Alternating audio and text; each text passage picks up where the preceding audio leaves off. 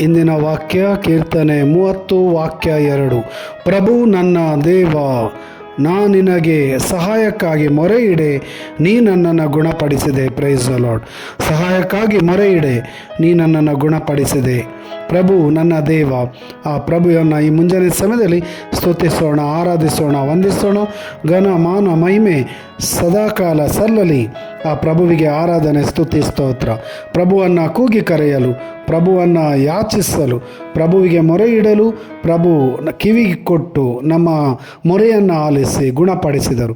ಸ್ವಸ್ಥತೆ, ಆರೋಗ್ಯ, ಆಶೀರ್ವಾದ, ವರದಾನ, ಎಲ್ಲ ದುಷ್ಟಶಕ್ತಿಗಳಿಂದ, ಅಪಪ್ರಚಾರದಿಂದ ಬಿಡುಗಡೆ ಕೊಟ್ಟ ಪ್ರಭುವಿಗೆ ಸ್ತೋತ್ರ, ವಂದನೆ, ಆರಾಧನೆ. Hallelujah, hallelujah.